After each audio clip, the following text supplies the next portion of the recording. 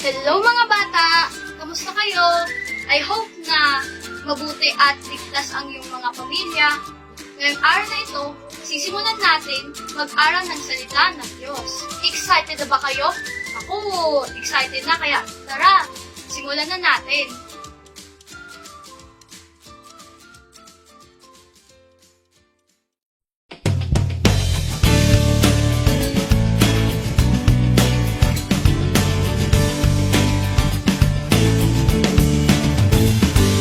Love the Lord your God with all your heart, with all your soul, with all your mind, and with all your strength. Love the Lord your God with all your heart, with all your soul,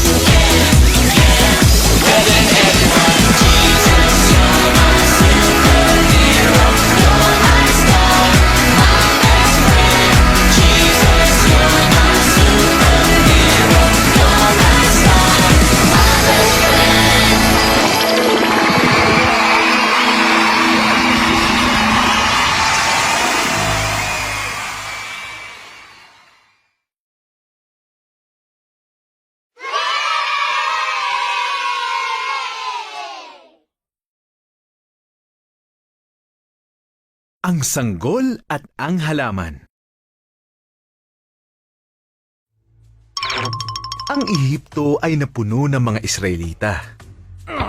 Ang bagong faraon ay natakot na maging masyadong makapangyarihan ang mga Israelita. Kaya ginawa niyang alipin ang mga ito at itinuring sila ng hindi maganda.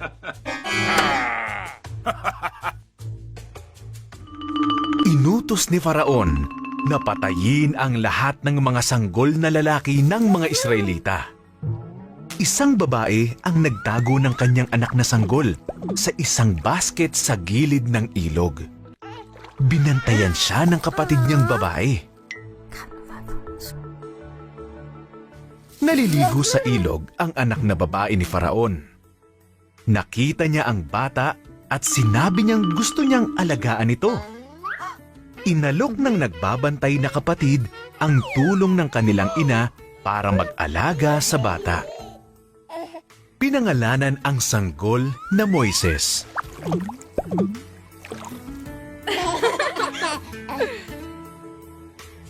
Lumaki na si Moises. Isang araw, nakakita siya ng Ehipsyong sinasaktan ang isang Israelita.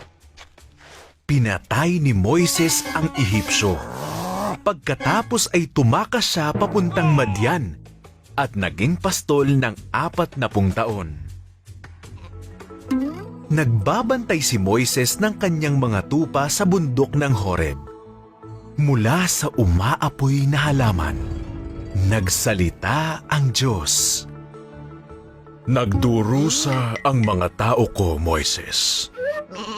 Ikaw ang pinili ko upang palayain sila. Hindi ko kaya! Iyak ni Moises. Tutulungan kita. Pangako ng Diyos. Ihagis mo ang iyong tungkod. Ginawa ni Moises. Ito ay naging ahas. Nang pulutin niya, naging tungkod ulit ito. Ilagay mo ang iyong kamay sa damit mo. Sabi ng Diyos. Ginawa ni Moises. Pagtingin niya, ito ay nabalot ng mga sugat. Nang ulitin niya, gumaling din ito. Ipakita mo yan kay Faraon. Sabi ng Diyos. Hindi ako magaling na tagapagsalita. Sabi ni Moises. Ibibigay ko ang mga salitang sasabihin mo. Sagot ng Diyos. Maaaring tumulong ang kapatid mong si Aaron. Kaya nagpunta si Moises kay Faraon para sabihing palayain na ang mga Israelita.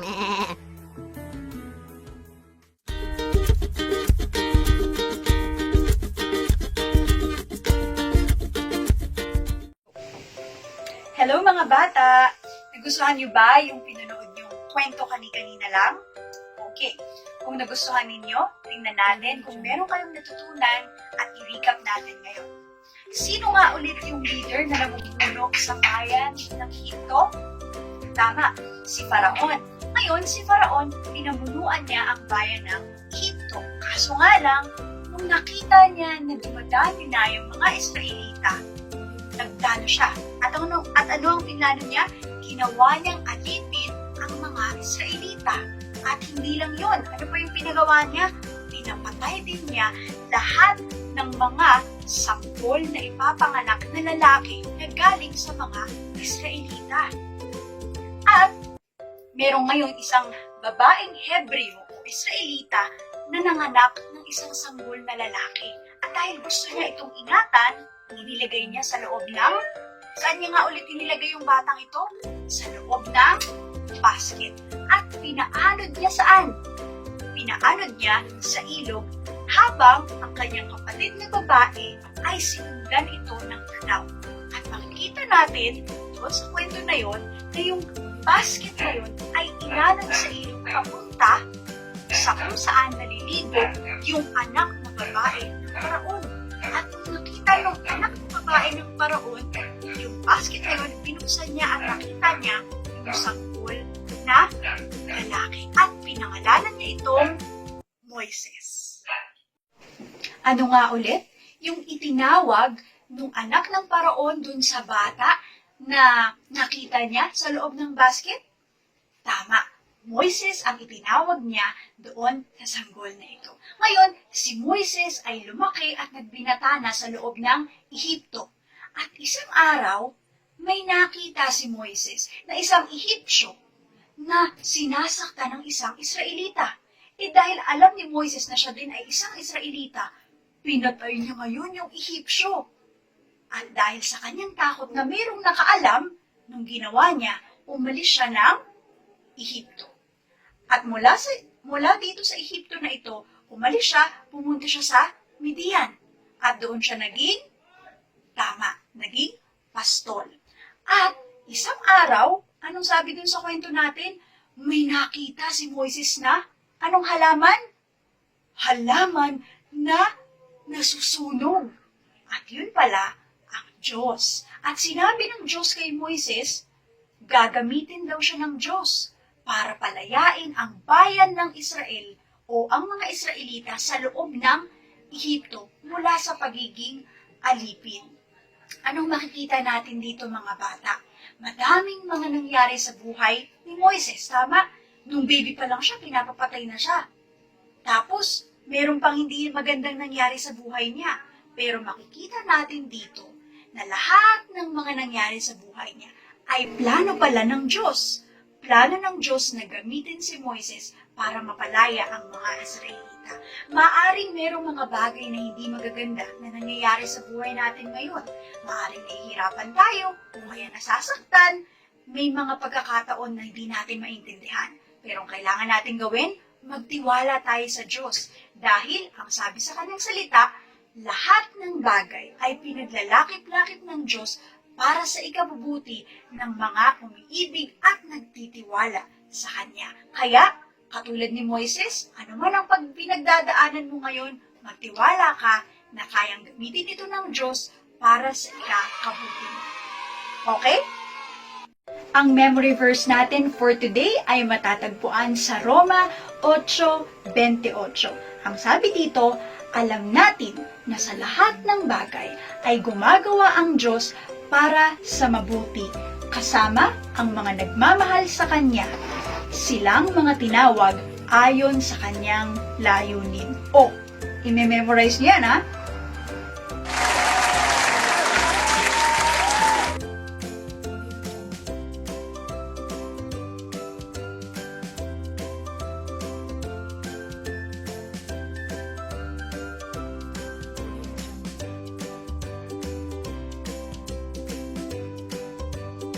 Roma 8 verse 28.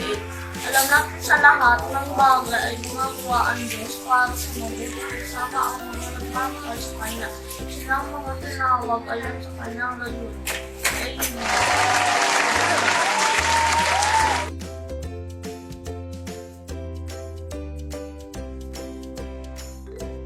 And we know that in all things God works for the good of those who love Him and who love according to His purpose. Romans 8 verse 28.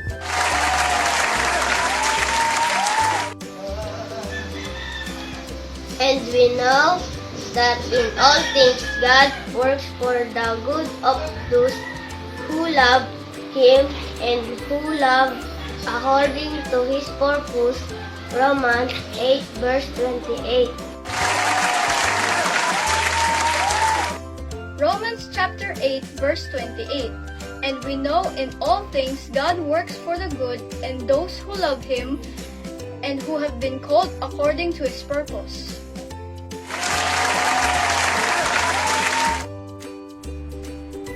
And we all know that in all things God works for the good of those who love Him and who have been called according to His purpose. Romans 8 verse 28. Next Sunday, samahan niyo ulit kami ha para sa ating Bethel Sunday School Online. Pwede niyo ding i-invite ang inyong mga kaibigan, i-invite niyo ang mga classmates niyo at ang mga friends niyo, pwede din mga pinsan, kahit sino pa na mga bata na gusto niyo matuto ng salita ng Diyos kasama ninyo. So, kita-kits ulit tayo next Sunday ha. Aasahan namin kayo. Bye! God bless you!